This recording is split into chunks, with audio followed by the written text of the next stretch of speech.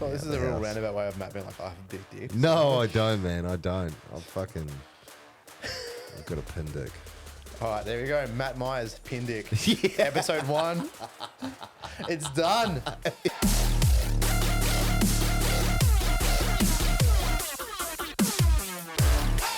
Welcome to the first episode of Barely Asian. Today, my guest, Matt Mad Dog Myers, current middleweight champion of Australia. Matt, thanks for coming on, man.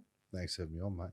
So with the first episode, I'm trying to set some sort of like tradition. So what I'm going to do is I'm going to try and play a clip for each guest. It'll be different for each guest, but just to set the tone of the episode. Yep. So I'll just start off with this one.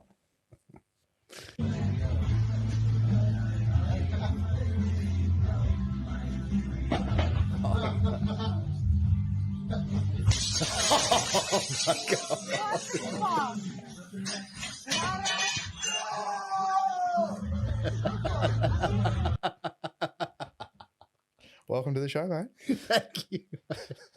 Thank you for having me. What's the dumbest thing you've done while partying that you're comfortable talking about? Yeah, that's the... I slept on a concrete floor in a garage like this 4 weekends in a row. What was it? A friend's place? It was my house. What? So what, you just my couldn't house. find your bedroom? Or? Nah, so at the time I was looking after Bear, my best mate's Rottweiler, and he was sleeping in the garage. He had a bed in the garage, like he had his little dog bed. Oh, the dog was out. sleeping in the garage. I thought Yeah. you meant your mate. And I got home from a big night. I remember this one night I got this lovely young girl to come home with me, and I refused to go into bed, and I wanted to sleep with Bear in the garage 2 weekends in a row, which is, it's probably not the dumbest thing I've done partying, but it's the thing that I'm okay with people knowing. That's pretty funny. What about you? What do you reckon's the dumbest thing? Oh God. Because you guys have had some. Like full disclosure. You know that I've had some pretty dumb times. Yeah. Fair while away now. Like I'm pretty far removed from the party scene these days because of those days. Big time. It was wild. It was our little Australian version of the John Jones days without the hit and running pregnant women. Mate, it was. You had a little window into it. You came in right at the end and had a few fun nights with us, but And then I just kept going after you guys. Yeah, God. Well, I guess. Hard to say. I don't know, like how much I want to say. Yeah, it's a. Oh, okay. Well, because you got we used to frequent CQ like every weekend because we knew the head bouncers. I trained the head bouncer's son, and for those that don't know, CQ was like one of those like wanky, really exclusive clubs that was pretty hard to get in. Like to give you an idea, like I remember after the AFL Grand Final, we went to the party afterwards, and a fair few of the winning players turned up. Mate, Sergio Pettis didn't even get let in. Oh, don't even get me started. Sergio Pettis. You Don't even get me started. All right, we'll come back to that. You got to tell that story. But yeah, we went there a lot because we were young idiots and thought it was really cool to be able to skip lines and go party and like hang out. And like long and short of it was a guy pulled a gun on me. You know this story. A guy pulled a gun on me, put a gun against my stomach, and I was in such a way that I was like, "Fuck off! You're not going to shoot me." I was saying to you before, imagine if he just did, and that was it. That was the end of it. My last words were, "You're not going to shoot me." Oh, just dumb days, real dumb days. And I wasn't like, don't get me, I'm not a gangster. It wasn't like, I wasn't involved in anything shady. It was just a few of our friends were getting in a fight with these bikey looking guys. It turned out they weren't just looking guys, they were actually bikies. And well, it's funny because said friends are actually very responsible human beings now, aren't they? Like they're, if I know who the friend is. Yeah. Well, it's like I think it's because of dumb times like that when you're young, you pull your head in. And Well, obviously, like I don't think I didn't do anything to warrant having a gun pointed at me. It was, and I had a conversation with the guy as it was happening, and it was literally like, no, I'm just doing this to make sure you guys don't bash us all. Because I don't even remember what happened. A friend of a friend got in a tiff with one of their guys, and there was way more of us than them. And he put a gun against my stomach, and I remember I told one of my mates, I'm not going to name anyone, one of my mates, and he was like, I was like, man, we've got to get out of here. This is like, I've got to remove myself from this situation. And we purposely didn't tell the other mate because there was three of us running around because we knew that if that happened, he was going to break a glass and stab this guy. It was so dumb. So dumb. Probably shouldn't have said that. My Oh, mum's going to be mate, so that's mad. all right, that's all right.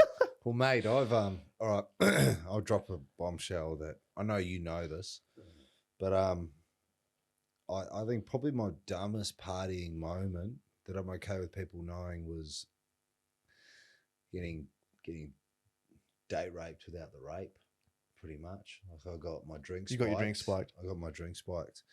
I don't remember this story. Yeah, you don't remember it? I wasn't there for this night, was I? No, I heard about it. Yeah, so I heard about it. I was with Hoppo. And we were in the northern suburbs. It was right after, I think I just had a fight, and I got an espresso martini. It was maybe As you like do. it was maybe like 10 p.m. and this, like, I have a few sips of my drink. I need to go to the toilet, so I leave it near a group of girls because I think, not thinking at all.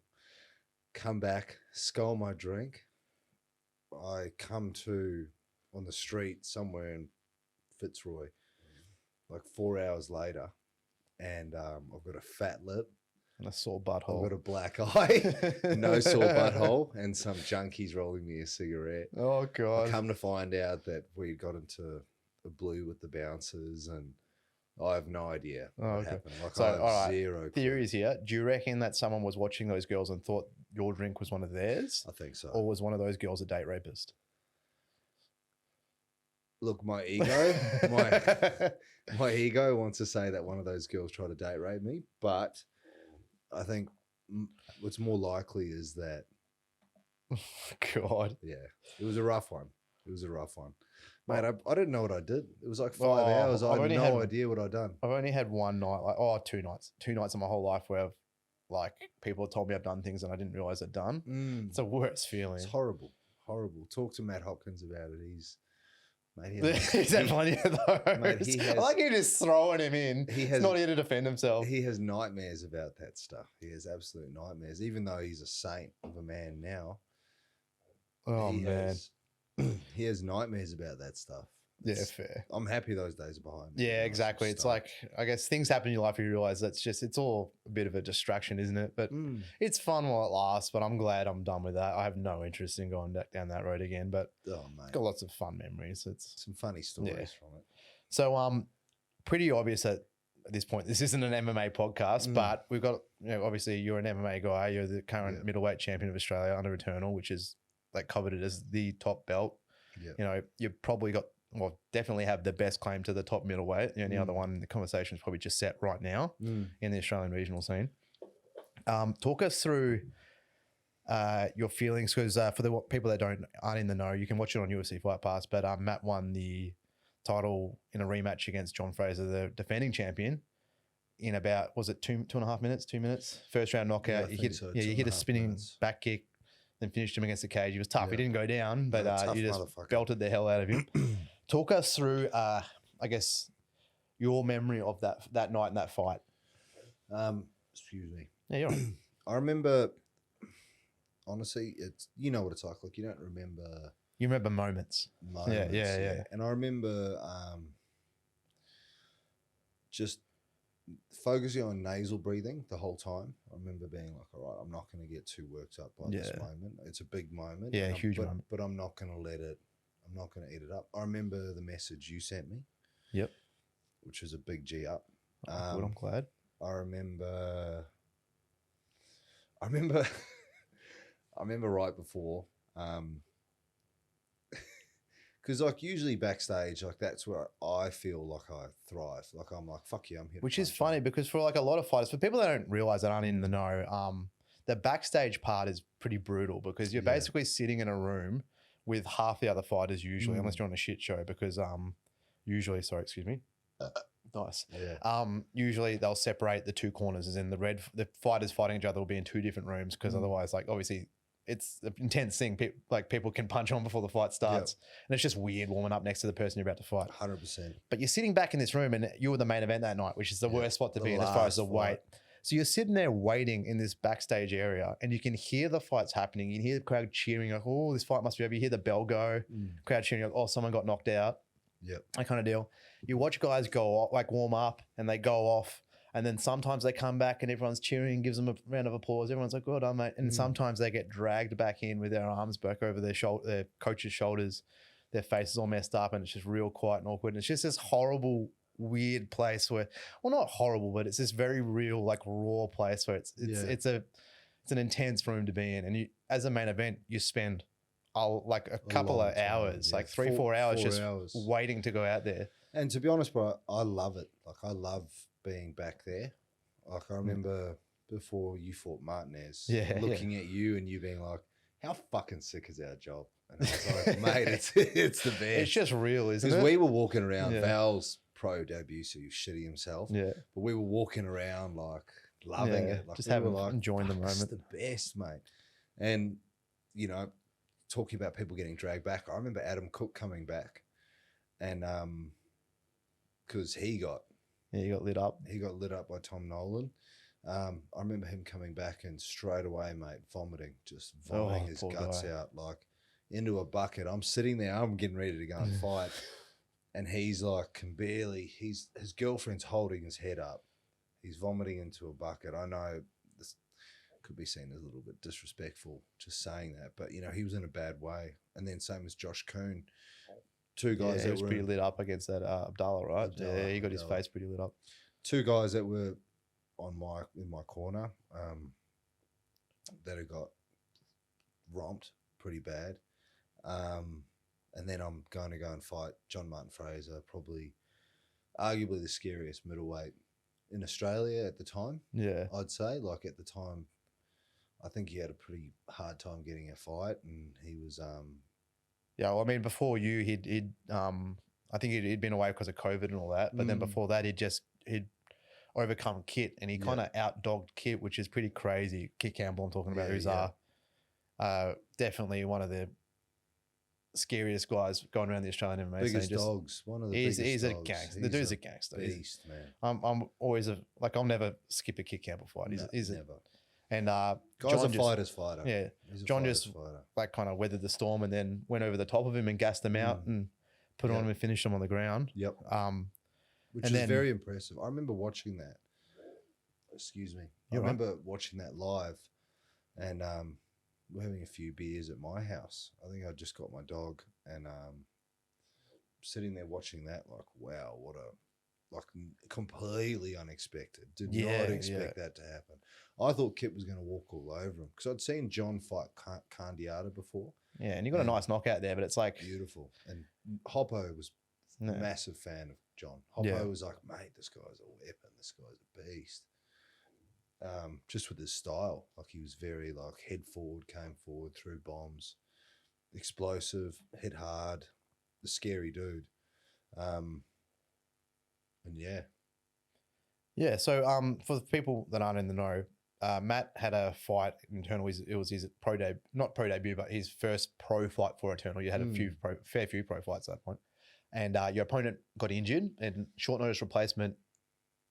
It was John Martin Fraser, the current middleweight champ, at a catch weight. I think it was 90, wasn't it? 90 kilos on like 8 days' notice. First fight of middleweight, and I'm fighting. First fight at middleweight, and you're fighting instead of fighting at middleweight, you're basically fighting at light heavyweight against the actual champion of that division. Props to John. It was on super short notice on his part, whereas you'd had a full camp. But having said that, it's like the camp's good, you're fit, but you're not ready for John. No, you know, and it was a good fight. You definitely had your moments. I think you won the first round, and then he edged you in the next two. Yeah. It was one of those ones where he definitely played the sport better. You were there to street fight him. You know, if it was a street fight, they'd say that you got the better of him. If it was a sports fight, he got the better of you. 100%. You know, is what it is. You copped that. It was on 8 days' notice, and it's like, oh shit, I do belong in this division. Like I'm doing well. And then maybe 3 months later, you get to fight him for the title at the actual weight. So you're walking out there, you get in the cage. Talk us through what you remember of the fight. I remember looking across at him and being like, fuck, he's in good nick. he's not as fat as last time. I remember looking at him like, fuck, John, you look good, mate. I remember just the same thing, controlling nasal breathing. So just trying to breathe the whole way through, stay calm. Because I know in my mind, when I'm calm, I'm dangerous. Yeah. If I'm calm, I'm really dangerous. If I know how to be cold, calm, you know, I can bring it to anyone. It's when I start losing my temper and start getting angry and emotional is when I'll fuck up. Yep. But what I remember from the fight was just kind of wondering why he was backing up so much. I was like, Because you fucking hit hard. Honestly, mate, I was thinking, okay, what game is he playing at here? Is he trying to like suck you in? Yeah. Suck me in? And is he looking for a leg dive? Is he looking to build? Because I know with Kit, he was a slow starter. So I thought, fuck it, I'm going to take advantage of this. You know, with Kit, he lost that first round, I think, with Kit. I thought I'm going to take advantage of this. I'm going to come out strong. I'm going to be in his face, and I'm going to really use my speed, which I think, you know, these guys, like a lot of these welterweights are fast, but I do think speed-wise, I'm a lot faster than a lot of them. Yeah, for sure. You are quick. Like I look at guys like Kevin just said, and even Kit, and it's like I can match them. Apart from Kit's left high kick, Kit's got a ridiculous. It's nice. He's got a ridiculous. I don't have a high kick like that. But if you want me to throw a fast jab, I'll throw a fast jab. And I'm not throwing a left high kick like that. I think that's my biggest strength, especially at middleweight, is my speed. So I was just trying to touch him as much as I can, be fast, settle into a rhythm, and not get taken down. I could feel the things that we had trained for kind of coming into play, which obviously builds your confidence. But honestly, just relaxed. I was there to punch on. I was there just to have a crack, really. Yeah. So maybe he did press you. He did press you up against the cage at one point, and you defended really well. Got off fine. No, it didn't get close to getting you down at any point. You got some like hard knees on the legs. I think he probably gave you a couple back, but nothing bad. He gave me an elbow too, good elbow. Yeah, but you got off the cage. You started pulling on him a little bit, and then the pivotal point came maybe 2 minutes into the round. You landed this spinning back kick that made this horrible sound straight to the liver or the ribs. I'm not sure. Like you probably know better than me. I think it was liver. I think it was like right in the middle there, that liver. And I remember we were all watching it at the gym. We had about 70 people at the gym, which is pretty sick. At like 11 o'clock on a Friday night, we had to work the next morning. And as soon as you landed that kick, you see him reel back. He kind of locks up, going back. Like we were like, "Oh fuck, he's hurt. Yeah. What goes through your head in that moment?" Honestly, nothing. Just present. I'm in the moment. Like I'm just there. Like it wasn't. Even after the fight, like Harry, our teammate, he always takes the piss out of me for acting like a goose after I win. Like, but it's because he's never knocked anyone out, so he doesn't know what it feels like. But like even after that, like I finished John, I just walked off. I was still nasal breathing. I remember talking to Chris in the corner. I was like, didn't go crazy. I didn't yell. So it was like a really, you know what it's like when you're in those fights and you kind of reach that flow state. It's like a spiritual experience. When you get there, it's like, oh, yeah, you get to that like full narcissistic, I am a fighting God moment.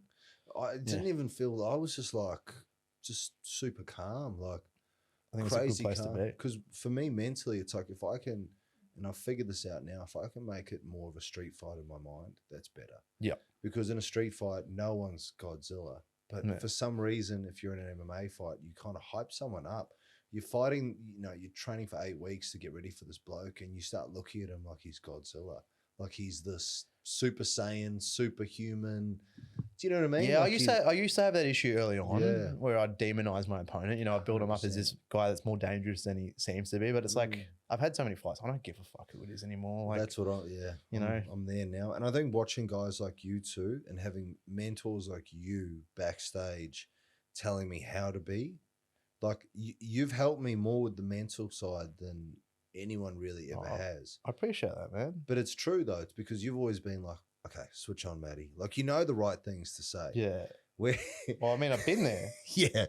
Where, you know, it's like it's a hard thing to do. It's a really hard thing to do. You can't just do it. Like you've got to make mistakes. Like I made those mistakes in the Kevin Giuseppe fight. Like I was not switched on at all for that fight. I just expected it to happen coming off the Hoshi Frederick fight. I just expected to be, okay, I'm ready. I'm here to knock this guy out. You motherfucker. I swear to God, I've said to you multiple times, just because it happened once before doesn't mean it's going to happen again. I said it to everyone, you fuck. And I remembered that. And then for the next fight, I was like, okay, I remember that very clearly. I've got to do something different. And it's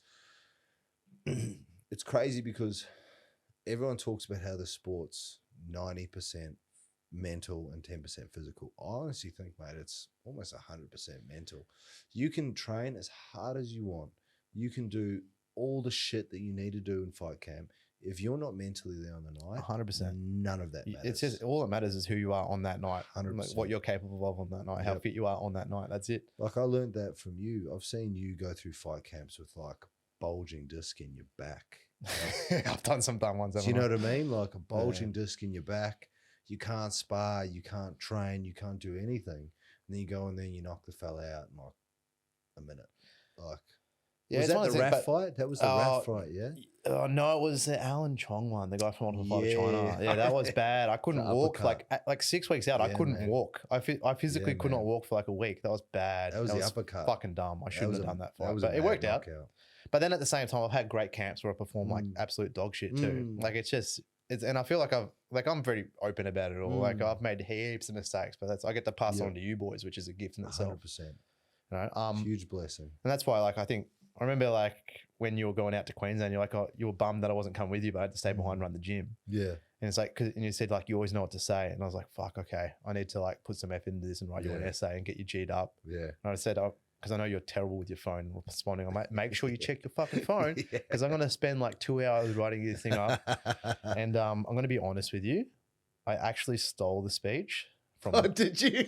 Here you go. I've got it here. Johnny. Yeah. Sorry to tell you that you have to return to your life of debt. Yeah. The people clap loud when you win a Grammy. They clap louder when you win an Oscar. But the people clap the loudest when you fall. And Champ got knocked out today. There are some last words that I'd like to say to the group. Guys, I don't care how tough you think you are. Nothing hits harder than life. Nothing. But it ain't about how hard you hit. Right. It's about how hard you can get hit and keep moving forward, okay? And don't be pointing fingers saying, I'm not where I need to be because of him or her or anybody. Cowards do that, and that ain't you. He's so short. Oh my God.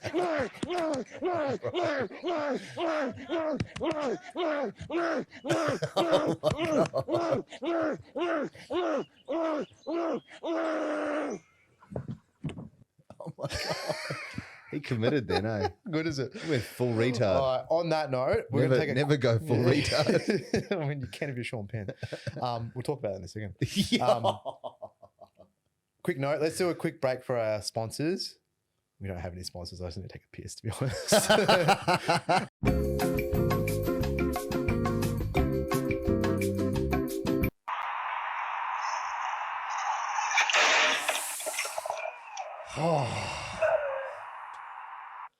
And welcome back. Oh, so I was like going down a YouTube hole the other night, and I was watching a bunch of like old movie trailers from like when I was a teenager, like 2003, 2004. I know where this is going. You know, I know I brought it up, but we're going to talk about it. And I found a trailer for a movie I'd watched way back then. Yep. Just for context, at the time, it was nominated for a bunch of Academy Awards, including Sean Penn was nominated for Best Actor, as in like best overall performance in anything. So critically, it was like received pretty well. The movie is I Am Sam, and you haven't seen it, have you? I have. You have seen it. Yeah. So for those that don't know, it's this really uplifting story, or like really sad, like emotional drama about Sam, who's battling for custody of his daughter, which is Child Protective Services are trying to take his daughter away from him because they think he's not like well equipped enough to raise his daughter, who's played by Dakota Fanning. Yep. It's really sad. Like I remember, I cried when I watched it. And he's so that like everyone's like, why are they trying to take the kid away? And he's like really lovely character. It's like he's not a bad father. It's just that Sean Penn plays a mentally retarded person in this. And this isn't a joke. Like, he was nominated for an Academy Award for Best Performance. So the backstory is he knocks up a junkie or a homeless woman and has Dakota Fanning. a prostitute, I think. I think it was a prostitute. A homeless prostitute, yeah. Yeah, yep. And he's like We're not talking like it's like he's like plays an actually retarded person, and like all his friends are retarded, and it's like them all getting together and working together to to try and I raise think, his daughter. I can't remember who there's a lawyer. There's some actor that doesn't really do anything anymore, but actress, sorry, who was pretty big at the time. And it, can you imagine now if they remade that movie? Mate, and cancelled. They had like Academy Award-winning actor play, like Anthony Hopkins plays a retarded person. Well, what did they do on Tropic Thunder? Well, they made a joke about it. That's a you never go full retard joke. Yeah. Was, and which, funnily enough, is another cancel. I guess it wasn't. It never was cancelled. No, Tropic Thunder was where never. Robert Downey Jr. is in blackface. Yeah, dude. But the joke is it's like a self-aware joke. It's not that he's in blackface. He's like a self-indulgent douchebag white actor playing a black person. He's had like this. He's had the reverse Michael Jackson procedure and all that. And I was thinking like, with all those woke remakes, like his woke, well, not woke, but they remade Ghostbusters with an all-female cast, which is it bombed mate, hard. that's okay. I'm gonna get cancelled for this, but Don't get cancelled. I'm kind of sick of going on Netflix and seeing gay people everywhere. You say that, but I've been watching Queer Eye and it's fucking No, great. Queer Eye's good. Queer Eye's great. Queer dude. Eye's great, but the thing is, you go to Queer Eye to watch gay people, right? Yeah. I'm not gonna go and watch a TV series with like knights fighting in a fucking castle to see gay people. Like there's political shit that's just being shoved down your throat. Do you know what I mean, bro? I get it. I feel like it's like it's that corporate interest of like we need to hit well, it's like minority target. every series has got gay people. You're in trying it. to switch off. You're like, I'll watch like Battle Bots or something, and it's like, and here comes Gay Bot. Yeah, like, it's like I actually identify as a 35-year-old transgender woman, and it's like for fuck's sake, like yeah. I was thinking with those remakes, like. Can't get away from it. I think of the funniest woke remake we could do, and I've got my. But there's a woke remake of Ocean's 11 all female cast again. They did Death at a Funeral. I don't know if you've seen, but it was a really good English movie. Also, okay, just a theory here.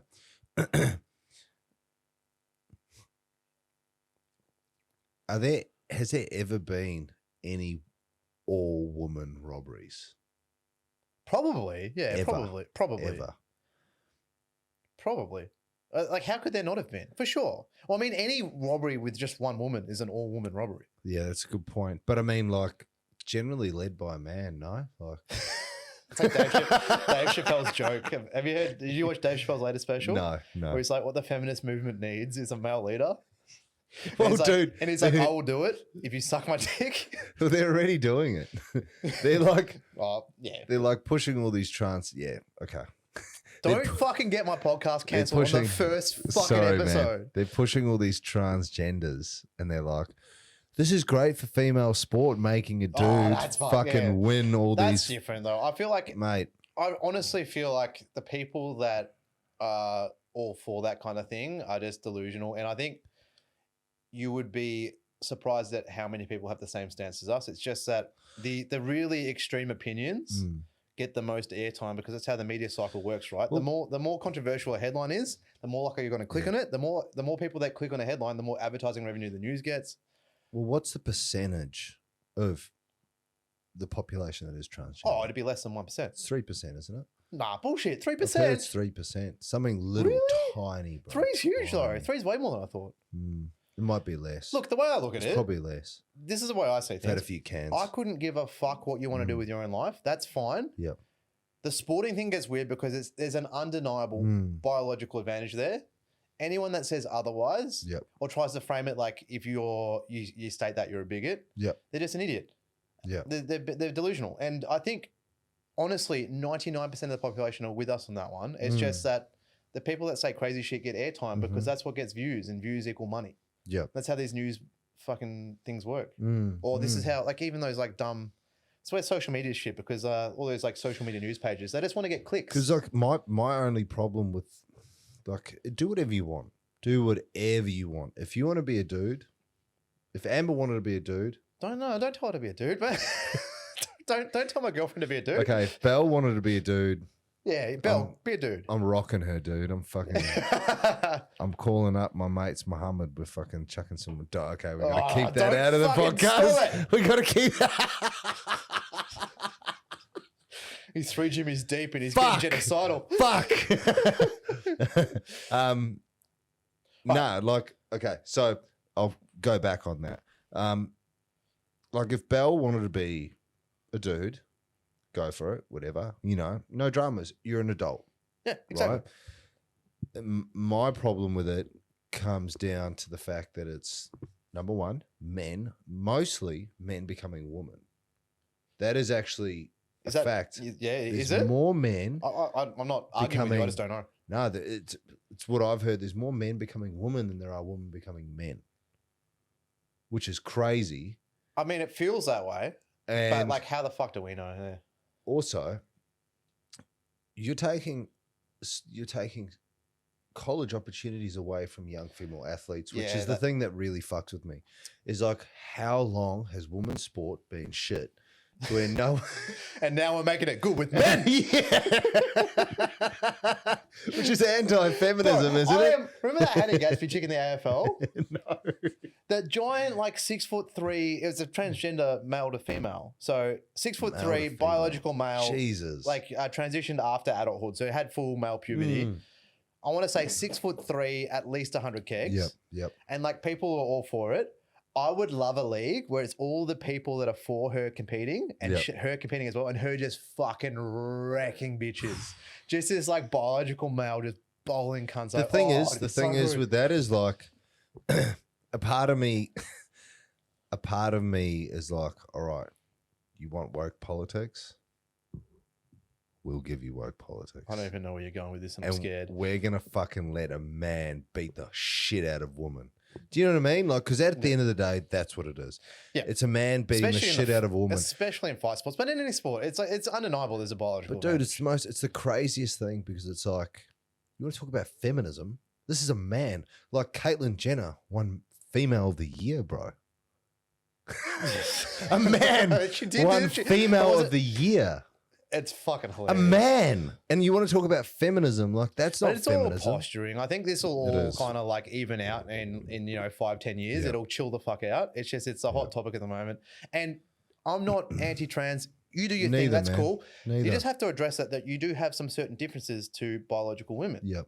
If you went through male puberty, you've built different, and that's okay. But you can't expect to compete in a fair competition against biological women that have been biological women their whole life. Like, look, I 100% believe in peace and love. Like, I'm not gonna sit around and hate someone because of color of their skin, gender, whatever. Yeah, 100%. You know, but it is just like, you have to acknowledge the fact that things aren't fair. Yeah, the world's not fair. The life's not fair, and it's just. Yes, you can live your life as a woman 100%. And look, I'm not going to dog you for it. But just be open about it. But let's not expect to be able to... Don't get angry at me for calling you dude. Oh. You know what I mean? Bro, have you ever done that by accident? I call my missus dude, bro. Yeah. Have you ever called like a lesbian mate or anything like that? Yeah. I've done it a few times. But to be fair, for context, I didn't realize they were a female at the time. I've done this like 3 times in my life, and all 3 times I'm like, oh fuck. Yeah. But then you play it off like, no, I'll just call everyone mate. But I don't know. But I didn't mean it. I didn't mean it in a bad way. Like, it's like I'm not paying attention, and someone with a short haircut turns like, hey mate, how you doing? Yeah. I'm like, oh fuck. Yeah. And then, but you play it off and you're fine. But in your head, you're like, no, this is like, that wasn't weird. This is But in your head, you're like, I didn't mean to do that. This is my favorite because I've almost gotten in a bit of trouble with this a few times. So I've got an NDIS client. Probably don't name them. Definitely don't name them. Okay, we'll cut that out. I'll try and beep that out. I'll try and remember. I've got an NDI. 3925. Yeah, I think a little bit of this is going to need to be beeped out. Yeah. We're going to listen to it tomorrow. Let's try and keep it as little as possible because I'm still new to this. All right. So I've got an NDIS client. For context, Matt has taken on like NDIS support work. So he's basically partnering up with the NDIS to support disabled people through their daily needs. Yeah, which is great, and you're well suited to it because it's good fun, and it you can only bash people so much. Like it does much money in beating the shit out of people. It also does feel good. Oh, for sure, helping people. Yeah. So I've got this one client, and he has a onset disability that's come later on in life. You can name the disability if you don't name the person. Dementia. Okay. He's got dementia. And we often have trouble walking through supermarkets or walking through different, shopping centers where he will say out loud, "Is that a woman? Oh, fuck. Is that a bloke? What is that?" He'll yell to me, Matty, mate, what is that, Matty? And it's happened a few times. Luckily, nothing's come of it because we've been in Cranbourne and most of the women in Cranbourne look like blokes. So we've been all right. Nice. I'm not getting rid of that. You can live with that. Oh, no, I'm in Cranbourne a fair bit. But yeah, it's difficult to navigate nowadays. And I honestly, I really don't give a fuck, bro. I think I do feel for the kids, though. I do feel for sure. And teenagers. it's hard because I've had this chat because we both know someone who went through a landmark court case in Australia. It's the first of its kind where he's estranged from his ex-wife. He doesn't have custody of his children because of the divorce. The timing wasn't good because he's an anti-vaxxer. So the courts obviously sided with mum. And I get why the courts usually side with mum because obviously I think everyone, we don't need to get down that road. But anyways, his, I think at the time, 10-year-old daughter was starting to identify as a male. And the mum was all for it and was trying to greenlight gender transitioning therapy, then the hormone therapy at 10 years old or maybe 11 years old. Yeah. And he wasn't giving his consent. And so she took him to court over it. Yeah. And it was such a big cause. Royal Children's Hospital. Well, that was so Was that first. before? So get this: the hospital themselves tried to sue him, not the mum. The hospital. We'll put that out there too. Royal Children's, Melbourne Royal Children's Hospital. There's a gender affirming therapy section of that, the wing of that, or not wing. It's not a wing, obviously. It's obviously a small. I'm assuming it's 4 people, 4 people. The head of that tried to take him to court. So it's obviously like a super woke person. Tried to sue this dad because he wasn't greenlighting. Great guy too. Hormone therapy. Lovely guy. Don't fucking name him. I won't name Let's him. be. Yeah. We'll just call him Paul for the sake of it. His name's not Paul, but yeah, Paul. So the head of the I don't know how to name it, but basically whoever's in charge of that side of the hospital brought a court case on him herself, which is crazy. It's a female. I can't remember her name. So basically tried to extort him into greenlighting it. He stood strong, case got dropped because there's no real grounds there. Yep. So the wife's taking him to court. It's heartbreaking because there's a story of him riding his bike and he happens to come across his 2 children and his ex-wife leaving their school on the way home. It was like a chance meeting. He wasn't trying to meet up with them. And he sees his daughter, who identifies as a male now, and calls her by her biological name. And she screams in tears, "That's not my name. My name's some male name." And he gets in trouble because there's a court case happening right now. Did this happen recently? No, this happened during the court case. This happened probably a year ago. Yeah, because I haven't heard about that. And heartbreaking because he's seen his daughter. He's excited to see her. He hasn't seen her in about a year because he's got no custody. I don't know the story there, but he's a lovely guy. There's no domestic violence or anything like that. No, he's it's a just sweetheart. an ugly thing, and he's not a resident, which doesn't help. Anyways, so that happens. Because that's like, I do think that, let's be honest, divorce does play off, whether there's domestic violence or not, generally towards a woman. And we get that. I understand it. It's like, usually, nowadays especially, men are working more. Yeah. And it's yeah. like, all females, it kind of, I don't know, it kind of does make sense, but it does play unfairly. Like, No, for sure. But anyways, let's keep moving because this is gonna stretch into some weird Nazi thing where we're. I'm joking, but anyways, so yeah, don't put your hand up too high. It's cut that out. Either 90 degrees or 180 degrees, not 45. You got to cut that. So either straight up, or no, not even straight forward. Not even do 90 forward. We can't be joking. Yeah. We'll touch on that in a minute anyway, because it becomes funnier when you know the backstory there. Oh no, Matt's not a Nazi, by the way. But anyways, so I don't want that being public. he ran into his biological daughter, who identifies as a trans male at 11 years old. He hadn't seen her since all this had started to happen. There was a court case against him, and he was super excited to see her and was like, "Hey, whatever your name is." And she's been really upset by that because she identifies as a male. Was that, "That's not my name. My name's that." heartbroken, which is shattering for the dad. And he didn't feel good about that. Like Yep. he didn't say it. He just saw her and knee-jerk reaction. Anyways, comes up in court, all that. Anyways, the case is that big that the head of Queensland law, so Queensland University's law department represents him pro bono, completely for free, to set a precedent. Gets to the point where the prosecution, as in his ex-wife and the hospital, they're trying to press charges, but force him to give permission to transition his daughter, or basically give her testosterone, saying it's reversible. I don't know if they were they gonna give testosterone, or were they gonna hormone blockers? I don't know. That's a good point. I'm not sure what the exact process is. Basically, the Well, whole argument was they're arguing it's reversible. But at the end of the day, you're skipping puberty, which is not reversible. You can't get that window back. And as a father, he's saying his point of view is he's not anti-trans at all, not anti-gay. He's a very open-minded human. He's a great especially bloke. when you talk to him. Great bloke. Very, very open-minded human. He's thinking his job as a dad is to protect her from outside influence and herself at that age, and let her make her own decision as an adult. As all 12-year-olds. 11 or 12. Mate, if you told me I could do whatever I want at 12, it's mental. I would have done some What's the horrible dumbest thing things. you've ever done as a kid?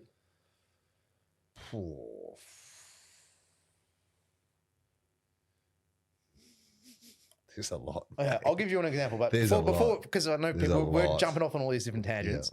Just in summary, basically the case against him was so weak, as in there was no science behind what what they were trying to force on him. As in, they end up dropping the charges for. They didn't even have to go to a decision, I guess, a judge's decision, because there's no jury, I don't think, because it's a civil court. There was just nothing. There was nothing. They ended to up dropping the case against him because his team was so much stronger.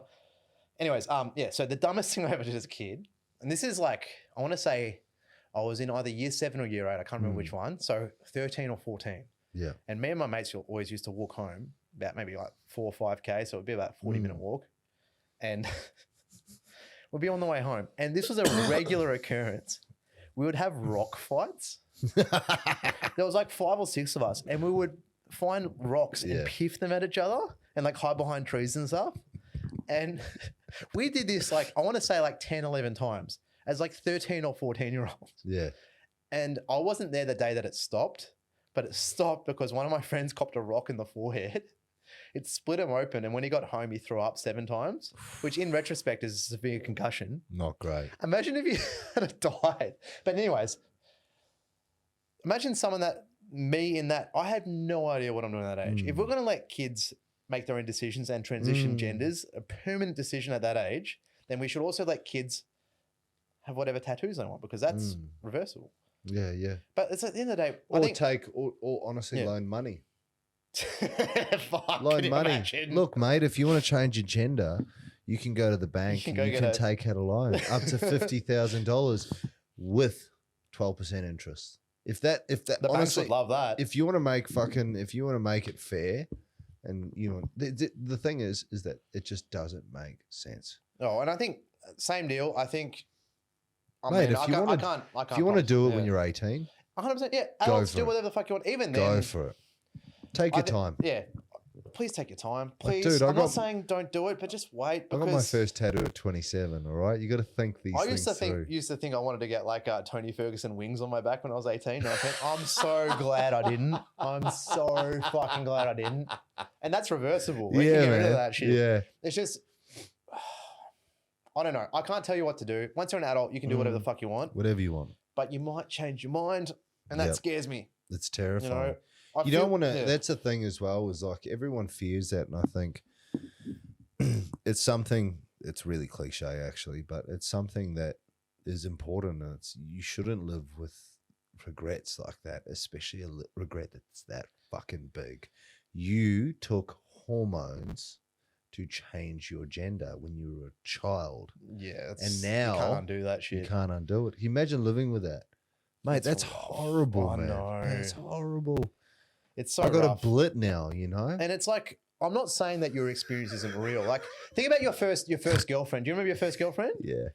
Were you one of those like fiends that was only interested in sex, or did you really like her? I didn't like her. Oh, well, that's different. I was the opposite. Like I was all emotions, no like physical, and Yeah. like I would have been like 13, and like Yeah. I thought I really loved this girl, and it was real to me at that time. See, I was like 15. Yeah. I was like 15, and Yeah, that's different. I think Testosterone's pumping at that point. it wasn't good. It wasn't But great. anyways, let's not talk about that because that gets weird. Anything under 18 gets Sorry, weird, man. even though you're under 18 at the time. Yeah. Like this, Matt's a pedophile. No. Stop, man. Stop. That's the title of this episode.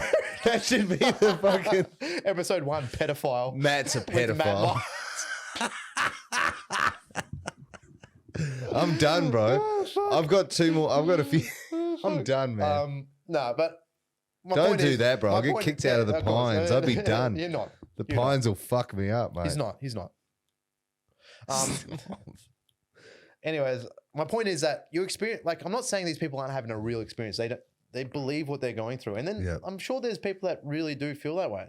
And It that's is. okay. I do like the comparison though, that it's the same as your first girlfriend, because the first girlfriend, mate, Look at Romeo and you- Juliet. you think that you're going to marry this girl. Mhm. You think that she is going to be the be all and end all. And then it all comes crashing down and you are lost. Oh, and it's so- can you imagine Your heartbreak is so real in that Can you moment. imagine the lostness that you would feel after finding out, oh, I actually do want to be a bloke. I actually do. Wait, wanna- do you mean as a person that wants to be trans or a Yeah. person that's transitioned? Well, it's like Yeah. a young child that's transitioning from being And- a and they- bloke and they- to being And a they chick. believe that being a female is going to fix everything. And I get that that's where they could get to, because it's like, imagine, it's like you're so lost as a kid anyway. Your sense of identity, you don't know who you are yet. And you think, oh no, that's- this is who I am. This is going to solve all my I'm problems. glad you bring that up, because a lot of people talk about childhood like it's some innocent, airy, fairy, great time, where it's not, man. It's a really fucking confusing, hard time. Oh, fuck both. Like you hear all these people talk about, and honestly, this is where both sides can be idiots, is because both sides, like the right, will really talk about how childhood should be innocence, it should be purity, it should be all these things. But it's like, mate, you obviously don't remember your childhood very well, because childhood's not that. It's confusing as shit. It's discovery, right? It's Mate, experimentation, 100%. discovery. And it's just You have the no way. idea what's going on. Yeah, it's the way it is.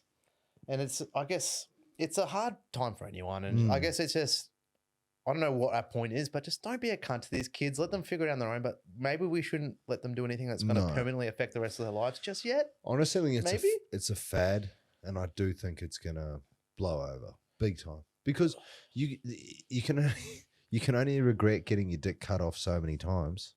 Oh, you could regret it every day for the rest of your life for sure. But like, do you know what I mean? Only like, there's going to be a few people that Yeah. come out that like, Let- I regret. no kids are getting actual sex change therapy though. Sex change surgeries though, are they? No, I don't. Like, think so. I think they get like I was they just get taking- like, yeah, I was just okay, taking okay. the piss.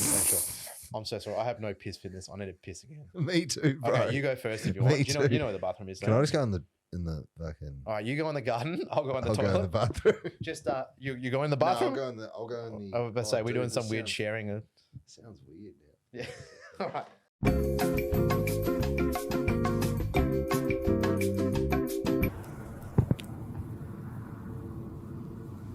Oh no. And welcome back. Oh man. Oh. Oh god. So Wonder So Woman lived longer. we were talking about this. I think it was yesterday. So you moved here when you were 17, right? Yep. So you grew up in New Zealand. Yep. What would you say would be the main difference between growing up in New Zealand and growing up in Australia? Okay. A lot of people are going to hate me for this, but I think that in Australia, especially Melbourne, you can go to pretty much any suburb in Melbourne and you will see some ratty dressed bastards. Like, they'll be just dressed ratty, and in New Zealand, where I'm from, I'd look at them and I'd go, oh, they're really rough. Like, they're really scary, rough dudes. Where in Melbourne, it's not the case. You can get blokes that are dressed like they've got TNs on, they've got a bum bag, they've got, do you know what I mean? Like, So you're saying fashion? yeah, it's What the like, fuck? yeah, man. Yeah, honestly, it tripped me out when I first moved here. So when I moved here, I was like seeing all these blokes dressed really ratty and like they almost dressed like they were homeless. You know what I Okay. mean? Like, and it freaked me out because where I'm from, no matter what, you try and dress the best you can. Okay. So That surprised the fuck out of me. I didn't think that was going to be your answer at all because Yeah, man. I'm going to tell you why. Because you told me a Right. story about when you went to school yeah, that wearing shoes was fucking optional. yeah, primary school, yeah, You didn't have to wear shoes to school. yeah, man, no. fuck? Yeah, man, and even high school, me and my mates had this bet on, and bear in mind it's New Zealand. Like Melbourne gets cold, but I think Auckland gets a little bit Yeah, colder for sure. And I was like far up north Auckland, so Yep. I was in a town with 15,000 people in it. We would wear a t-shirt, shorts, and Roman sandals to school year through, like the whole year. Like it wouldn't ever. Like it's like there's always that one weird kid that like wears shorts in winter, and then New Zealand's just a country full of those weird kids. Full of it, mate, full of it. But then as soon as the fucking gas heater's on, everyone's sitting around, all the boys huddling the gas heater. I swear I have a memory of you telling me like years ago a story about you guys, you and your friends standing in cow shit to keep your feet warm because you went to school barefoot. Yeah, so that was my mate Charlie. So wait, it was just one guy. Yeah, Okay. he was a bull rider, Oh fuck. and I hung out with him. And So his sister's his cousin. pretty much, yeah, pretty much. Because you're from pretty rural, like you're Yeah, not so- rural, but like So I'm from a town that's. I'll put this to me. I'm from a town that's really close to it's New Zealand. New Zealand's a really thin country, especially if you go far up north. everyone's pretty fat though. So yeah, they Got him. Oh, he fucking snorted it. are. Got him. Bro. I just had a memory of vans that just sit way too low to the ground. About 3 too many Samoans in them. Yeah, man. So where I'm from is like really coastal, so it's near the beach. But the thing is with New Zealand is, and especially where I live, but also really close to the farm. So we had a lot of farm kids that went to my school. Okay. And I didn't go to the school that was down the road from me because they found meth under the school. Under So- the school. Yeah. So some kids were Just an ancient meth burial ground. Nah, so what happened was there was all these temporary school buildings and some, I don't know how it happened, but someone put meth under the school and they was kind of storing it there. And then weed was found growing down the road as well from the school. So it was a rough school, like where I grew up. So I went to school a little bit like 10 minutes away, which to me was like the end of the world because I couldn't go to school with my mates. Yeah. Do you know what I mean? Yeah. Like at the Yeah, time, that's a big deal. Yeah. in year 6, when I was going to high school, which is year 7, 8, 9, 10, 11, 12, 13, it was the end of the world. They have a 13 in. Yeah, because we don't have prep. Oh, I just thought that in an extra year because New Zealanders are so fucking dumb. Look, I'm not disagreeing with you. I'm not disagreeing with you. But yeah, it was the end of the world, mate. I was fucking devastated. And I ended up going to a school a little bit further away. It was only 10 minutes and it was 10 minutes on the bus. So it's not far. It's like a 5-minute drive. But because of that distance, I grew up on a peninsula. Okay. So my school was like, where I lived was like really far into the peninsula. And the school that I went to was out of the peninsula, kind of on the mainland. So it's a 5-minute drive, mate. Okay. It's not far. long, Yeah. but it's one road. Yep. Like you've got one road to get off the peninsula, one road to get on. Yeah. So anyone trying to run from Jack's, you're in for a hard time. Yeah. Anyone trying to get away from anyone, you're in for a hard time. A lot of weird stuff went on in that town. It was strange. It's a It's like- weird. Something about like a ring and then burn it or like. Like Fuck some off. little fucking midgets trying to burn a ring. Well, I actually had a mate, Darius, and we caught the bus together. His mum was his auntie. What fucking And what? his dad was his uncle. Yeah. Okay, For real, bro. on. No, I'm What? telling you the truth, man, for real. That's Wait, true. so his mum and dad were Brother and brother and sister. sister. Yeah, Fuck. And dude, I remember seeing. Was anything wrong with him? Yeah, he was pretty weird. I think nowadays we call him autistic Okay. or like some kind of disability, but back then he was just. We just called him Frog Boy. He was just this kid that we drew. We sat on the bus at school. We draw Texter on his back, and he wouldn't notice. Dogs. Too busy drawing. Yeah, Oh, drawing on his fuck. back. But yeah, it was that kind of town. Like it was weird. People go missing, and like I remember one night I was, It's because the Orcs would get him. mate. Oh, it's just weird. It's just weird. So you moved to Australia when you're 17, and at that point you dropped out of high school, hadn't you? So Yeah, it's not something that's super common in Australia anymore, unless you're going into a trade. Mm. I don't even know if you're allowed to drop out at. You dropped out at 15, right? 15. I was about to turn 16. So, I don't know what the go is with it, but it's like, at least where I'm from, it's not really a thing that you do unless you're going to like TAFE. So you drop out. So from 15 to 17, what were you doing? Absolutely nothing, mate. Absolutely nothing. Just being a big winner. Yeah, it was. Honestly, I was stuck in that trap, that small town trap. Yeah, fair. You know, and like I know I've heard guys like Jimmy Crute talk about this, but I don't think anyone quite knows it like a small New Zealand town. Yeah, because it's like everyone knows everyone. Everyone knows everyone. I would go like I've got mates that had kids, had a kid at 15, and now I've got like 5 kids. You know, 3 kids before 20. Like they're just Going not old school, mate. Just not doing anything. Fucking and hell. I've got it's just like a very no one makes it out kind of town. Yeah, well, I guess it's hard to see a road out, right? Well, like, bro, all my friends back in New Zealand, they're not even my friends anymore, but they were my friends when I was there. They've all swapped and traded girlfriends like 3 times. Like, Like, it's that small town thing, isn't it? It's It's just like like it's they like high school they forever. swap It's so and weird. change, Oh, man, so and gross. it's Fuck that. and that's why I think dropping out of school for me was like a big Yeah. blessing because it got me out of that and it got me hanging out with, not a good crowd, but Yeah. a different crowd, which led to me wanting to move to Melbourne. Yeah, because your parents moved to Melbourne. You came with your Yeah. whole family moved over. Yeah. So my dad moved over first. He moved over like right before I turned 17. Okay. And he came and kind of got everything settled. He lost his job in New Zealand, and as per usual, New Zealand's not known for its job, like a lot of jobs. You know, Yep. New Zealand Okay. doesn't have a lot of jobs. Yeah.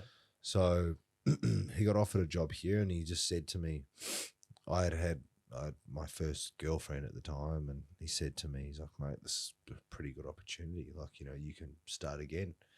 You can come if you want, or if you don't want to come, you know, you can stay and do your thing here. And I said, like, yeah, I'll come. Yeah. Which Sweet. was a weird decision because I don't even remember really wanting to come.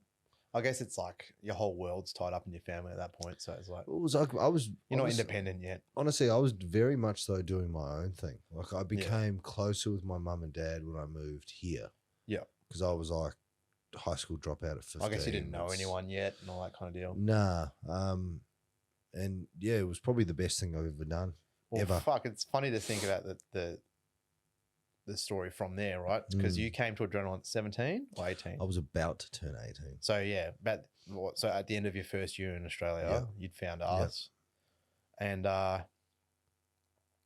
funny is it to think now you're like essentially the #1 regional middleweight in Australasia? Yeah, it's weird. Is that, It's have you weird. thought about that? Not overly, to be honest, because I did, and on it, Harry Chrysophus takes the piss out of me for it all the time. When I won the Eternal title, I did have a little bit of a fucking sook, you know. Yeah, I mean, you did pretty well. You I held did. it in.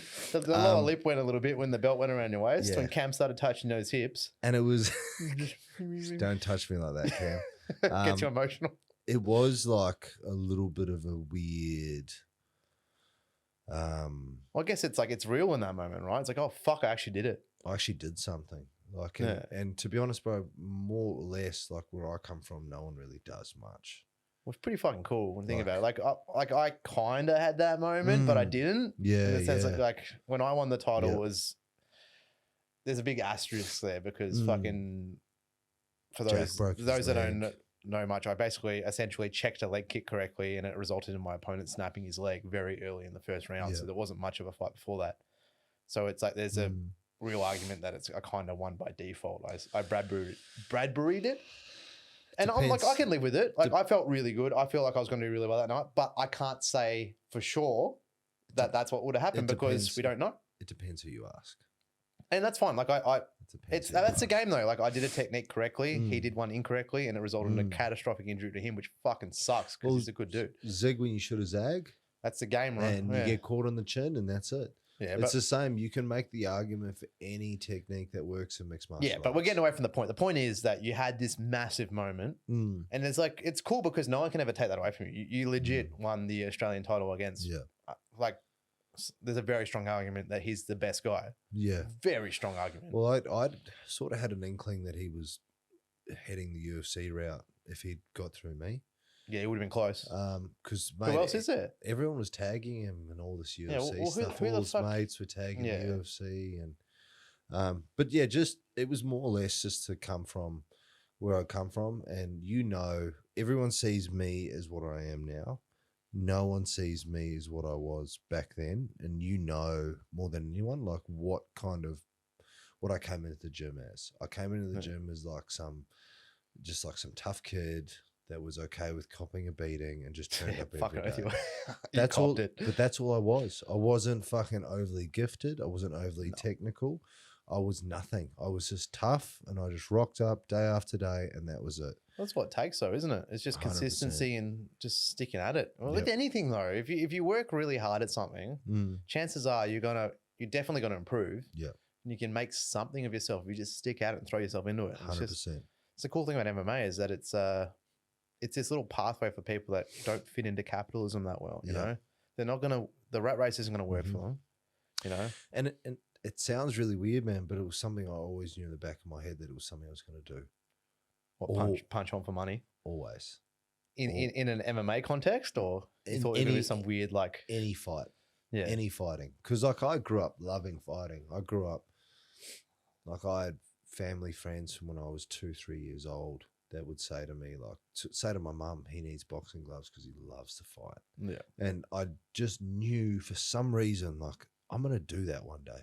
I never watched UFC. I never watched boxing. I never watched any combat sports, but I just knew that like I liked fighting and I was going to fight one day. And it was just weird, like just happened, you know. My mum met Chris at the gym. Yeah, which is a pretty funny story. Which is a weird story. So your mum worked at a medical practice and Chris went in with a pretty bad cut on his head, needing stitches from a training session. And I was going through a really... You're just being a drop kick. I was being a little shit, really. And I'd actually got bashed the weekend before that. I'd gone out on a fake ID and I got bashed, mate. I got bashed really bad at some hotel in the city. I think it was Garden State Hotel outside it. And my mum had met Chris and he was just like he was just calm. He had great manners. He was the way he conducted himself. I think your mum was blown away with how chill he was under the circumstances of his head being open. And my mum was like, my son needs to be around someone like that. Yeah. And she said, go and give the gym a go. I'll pay for the first month. Yeah. She paid for the first month, and then after the first month, she said, all right, you need to do it yourself. So that led to me getting a job. That led to me, you know, meeting my friends, meeting people like Hoppo, meeting people like you. It's pretty crazy, huh? Man, it feels like destiny. Yeah. So how about this? So you have a time machine. You can go back to like say 15-year-old. You just dropped out of high school. What do you say to yourself now? Like as yourself now, if you could go back and talk to 15-year-old Matt, what do you say? Find an MMA gym now. Find an MMA gym now. Maybe one of those city kickboxing boys. Oh, mate.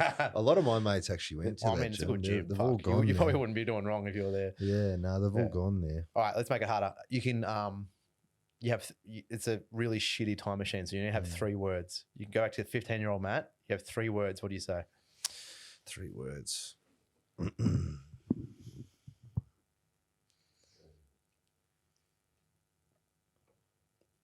Adrenaline MMA Melbourne. What deep? All right. How about let's go the opposite direction. You have 3 words, but you got to ruin your future. Have we talked about this before? Pick up That's 2 words. pipe. Pick up pipe. You know, I was thinking about this and like you'd be like, try heroin, fun, or like, but you know what would really fuck me up? What? I went back and we're like, you're definitely gay. And they'd be like, fuck, am I? And they'd be like, 'Cause oh, then you're no, gonna I'm try it. gay. You know, you're gonna have to give and it I'm a like, go. I didn't like that, but Yeah. future me said that I'm gay. Maybe it's like beer. Like, Maybe you I just don't got to like keep at it. And I just keep forcing it. I do the reverse of like a Christian gay guy, where instead of being in the closet, I'm like the reverse of being whatever the fuck. I'm like forcing myself out, even though I'm not for my whole life. It's like pushing rope, mate. I do the reverse where I live as like a flaming gay guy for like 20 years and then have kids with a woman when I'm 50. Yeah, and lie Instead of to the you, other way and lie around. to your gay partner. Yeah. He's like, you're like, I've got kids and I'm married to a woman. You do the reverse. What? Oh fuck. That's a good question. I like that. 3 words to ruin. I need to. Yeah. I feel like I need to come up with some like recurring questions I can ask guests. So I figured I'll stick with that one.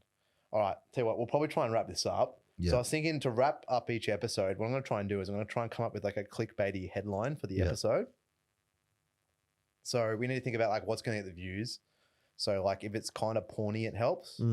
But I want it to be true to what the episode is. So I was thinking something along the lines of like violent immigrant tells his story. Don't show, mate. I'm not an immigrant yet. Like, fuck, I don't have my visa yet. Wait, do you have to have a visa to be an immigrant? Well, technically not, but shit. Violent refugee tells his story. Do you want to blur my face out too? I got a belly in the car. I'll chuck that on. How do we make it porny though? MMA fighter bashes gays. But you don't. I don't feel like you're. No, but that's what I'm worried about. No, I think you're all right. We'll find out. If you're fired on Monday, we'll find. Imagine that. You've hired me to do it. You have to get me to fire do a you. podcast. You're like, I'm sorry, mate. I got to fire you. The shit you said was fucked. Chris is like coming through the back door. We're not allowed the front door anymore. No. All right. How about Aiden doesn't know if he's gay. How did that come up? Because we were talking about the gay thing, like. Yeah, true. And it's true though, to be honest, because I've actually thought about that. It's like About whether or not I know I'm gay. Yeah, because it's always like, you know, so this is the thing. Blokes always talk about how big their dicks are, right? I mean, How do you know? How do you know? How do you There's know? only one way to find out, isn't there? Measure it, yeah?